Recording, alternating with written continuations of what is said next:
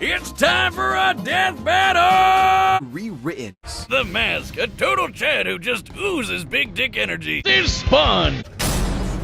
See, the Mask itself is alive, and it desires nothing more than absolute carnage. By tapping into its wearer's repressed id, it can turn a nebbish nobody like Stanley into a rampaging serial killer. Complete with Bugs Bunny powers! Toon Force. Think of characters such as Bugs Bunny, Popeye, and Michael Jordan.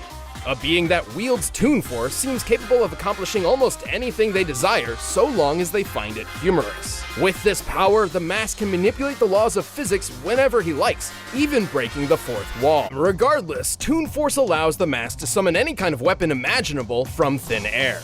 Everything from oversized guns and rocket launchers to whoopee cushions, dynamite, anvils, hell, anything from the good fellas at Acme. Toon Force users can manipulate their bodies in any way they like, whether it be stretching their limbs, inflating themselves like a balloon, or shape-shifting into giant monsters. And best of all, you can't really hurt a Toon. Well, at least not in the normal way.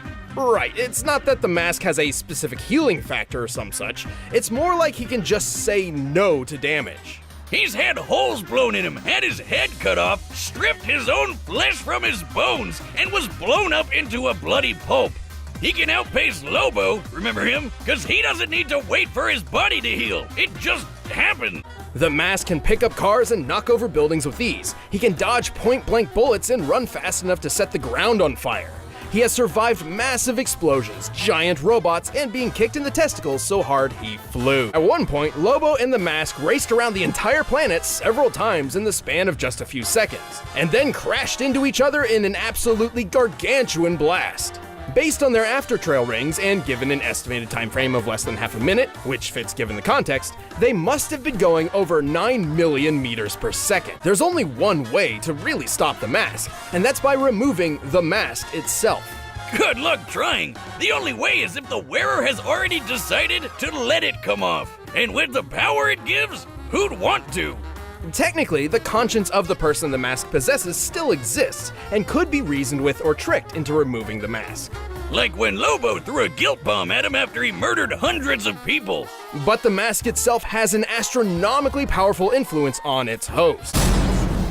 Like a walking superpower encyclopedia. He can fly, teleport, turn invisible and intangible, move things with his mind, make force fields, control the elements and the weather, and even stop time. Speaking of time, he can fly so fast, he literally breaks into other dimensions and smashes time as a concept. He can manipulate matter, shape-shifting his own body or transmuting other objects and people. He can even control and absorb your soul, and achieve a similar result with illusions and mental manipulation. He can read and control minds, implant and replace memories, or simply drive you mad. Spawn can do all of this crazy shit because he runs on necroplasm. Basically, hell juice. You're not wrong. Necroplasm is the energy that makes up hell itself.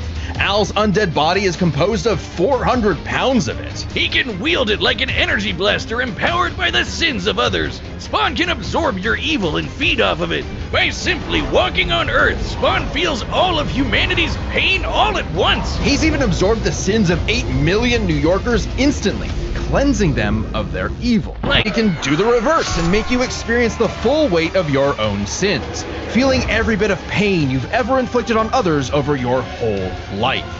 Though Spawn's necroplasm comes with a catch. Yeah, he's got a limited amount of the stuff, and it drains every time he uses his powers. If he runs out, he's dragged back to hell. Even depowered, Spawn can rely on his elite military training in hand-to-hand combat. He's even fought Batman to a standstill. And as befits his past profession, he loves his big-ass 90s guns. Though his greatest weapon is the sentient being he's genetically and spiritually bonded to, his cloak. Letha of the 7th House of K. And also the souls of a million sinners, including every one of Hell's victims. Also a touch of vampire for good measure. K7 Letha is constantly evolving. It can act independently to defend Spawn with an infinite stream of chains, transform into weapons, or drain people of their power. It is the most potent weapon Hell has ever created. It even helped Spawn beat the primordial dark god Urizen, who can destroy and eat your soul with just a glare. Except the souls bonded to Spawn acted as a buffer, allowing him to survive. But Hell spawns have a weakness to holy weapons and can be killed permanently if decapitated by one. Though Spawn has managed to survive this in the past. No, Spawn's greatest weakness is his own... how do I put this? Stupidity. So Spawn fought this angel lady, Angela. Great name for an angel. She had this dimensional lance that could wipe Hellspawn out of existence, and Spawn got it. But instead of, being cautious around a mysterious angel weapon that hurts him, he just had to push the big shiny button and activate it on himself. And so, Spawn was forever destroyed, until he reconfigured reality to undo his own inexistence. Spawn has defeated a serial killer ice cream man, a demonic clown, and even his old boss remade by Heaven into an anti-Spawn. He's even encountered other Hellspawn. Oh, Spawn marched down to Hell and ripped Bulbosia's head off with a scream so loud it echoed through all of reality. Spawn became the king of the 8th circle of Hell. As king, Spawn is literally a part of Hell itself, gaining access to an unlimited pool of energy that increases 100-fold with every heartbeat. He's effectively omnipotent in there, and strong enough to challenge other Hell Lords like Mammon and Satan. He got so strong, the only thing left was to finally resolve the war between Heaven and Hell. The Tree of Life, Spawn became truly divine, capable of battling God and Satan in a stalemate for eternity that extinguished all life on Earth. And each of them are powerful enough to create and control infinitely sized universes. Spawn broke the stalemate by letting God and Satan destroy him, only for Gaia to separate the two from the reality they threatened. Then, just like that time with the Lance, Spawn respawned and recreated the Earth. Whew, good as new.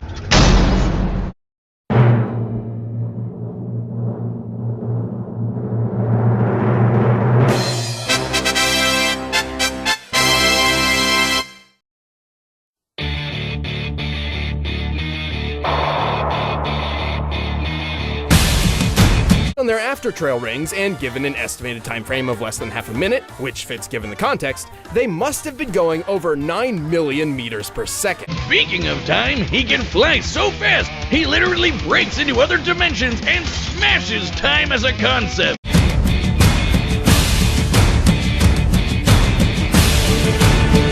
Best of all, you can't really hurt a tune. Well, at least not in the normal way. Right, it's not that the mask has a specific healing factor or some such, it's more like he can just say no to damage.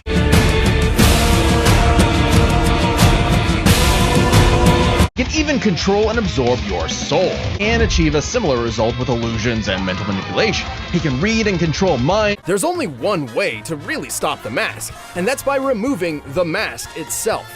Good luck trying. The only way is if the wearer has already decided to let it come off.